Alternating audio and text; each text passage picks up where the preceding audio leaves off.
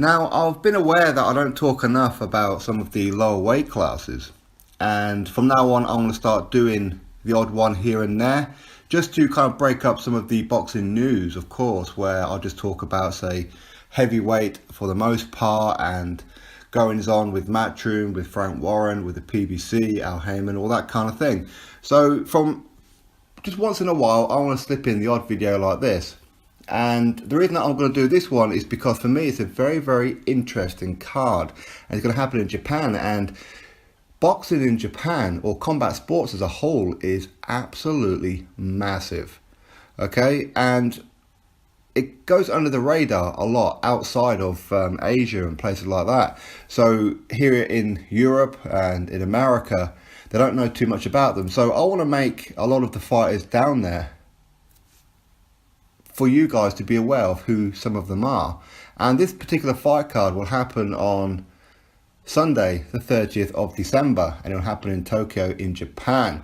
And I like the look of this card because there's some very, very interesting fights on here and some names that may make you go, oh, okay, that's an interesting one. Okay, and of course, if you haven't heard of them before, now you will.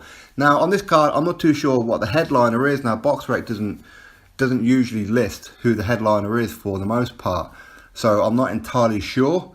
But the 3 fights that's on there, 2 of those are world title fights, and the other one is an interim title fight as well. So the winner of this other one will actually get a world title fight. In fact, we'll start off with the interim one, which is for the interim WBC World Bantamweight title. Takuma Inoue, not to be confused with Naoya, but he will be taking on Tasana Sanpatan, who is 48-0 from Thailand. Now, Inoue is 12-0, and in Japan, he's one of those guys that is very, very popular, along with Naoya Inoue and Ryota Murata and other ones like that. But this lad, he's 12-0 and looking real good. Very, very skillful. Not the biggest puncher in the world. Out of his 12 wins, he's only 3 or 4 of those have been actually knockouts or stoppages at least. But the guy that he's going to be taking on, Tasana Sanpatan, is from Thailand, 48-0. Now, a lot of you guys will know the name of Moonsri, and he's currently 51-0. So if he was to retire right now, he would beat Floyd Mayweather's record. So already he's had one more fight than Floyd Mayweather in the pro game and won it. Now, what they do in Thailand is pretty much the same way that they do in Mexico for the most part, where they get youngsters and they will just push them through, just have this fight within a very, very short period of time. And even though this guy is on 48-0, even over his last couple of fights, he's been taking on some guys at their pro debut. He's been taking on severe journeyman, that kind of thing. So that's why his record is so high at 48-0. But the reason that this fight is so interesting is because this guy, Tasana Sanpatan, is going to be putting on his 48-0 record on the line, which of course he doesn't really want to do. I mean, he would love to beat Floyd Mayweather's record, wouldn't he, surely?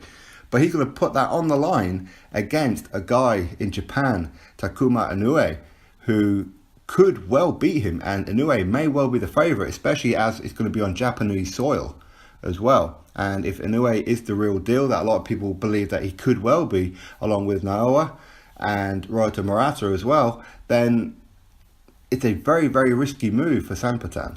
So anyway, that's a very interesting fight. As I said, that will be for the interim WBC World Bantamweight title. And another guy who is also crazy popular there in Shiro, 14-0. And he will be defending his WBC World Light Flyweight title against Saul Juarez. Saul Juarez is, you could probably argue, journeyman kind of level now. 24 wins, 8 losses. And I'm pretty sure Juarez, he lost to Moonsri as well as once before. I'm pretty sure he did. But Shiro is a guy that a lot of people would love now, Inoue, to have fought. Maybe these guys at some point, depending on how the WBSS, the World Boxing Super Series goes, with Inoue goes, maybe these guys can fight at some kind of catchweight. That would be an absolutely mega fight in Japan. But or Shiro against Moonsri.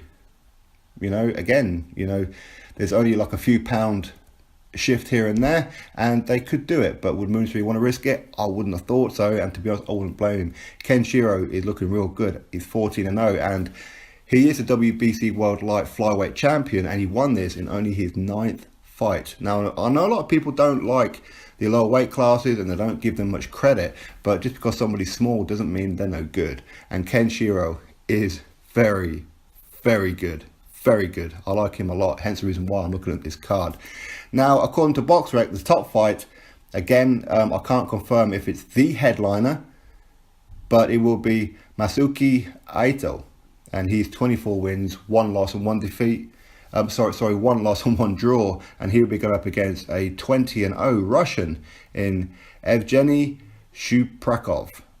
As I said, 20-0, and this will be for the WBO World Featherweight title. So, as you can see, there's 2 world title fights, plus a potential mandatory as well. Now, Shuprakov, he's from Russia. He's only 28 years old. Oh, and I forgot to mention as well, the 48-0 Thai guy is actually only 24 years old, by the way. So yeah, he started boxing when he was, 16? I'm in the professional game. So anyway, Shuprakov, he's from Russia, 28 years old, and out of his 20 victories, he stopped 10 of his opponents. And you know what, good on him for actually going to Japan to take on this guy, who is of course the WBO World Super Featherweight champion in Masayuki Inoue. Now, Inoue, he's 24 wins, 1 loss, 1 draw. As I already said, out of his 24 wins, he stopped 12 of those opponents. He's 27 years old, and he's from Tokyo, hence his home city. So very, very risky fight for both of these guys, really. Inoue going up against a undefeated Russian as well. He does have home advantage, but sometimes when you're in the ring, there is no real advantage. But this is a fabulous card, absolutely fantastic card, and I understand fully why boxing is booming in Japan. So yeah, fantastic stuff. So I'm just getting that news out there for you all, for those of you who are interested. Of course, I will be slipping the odd one in here and there in between all the other ones. I mean, nothing's changing.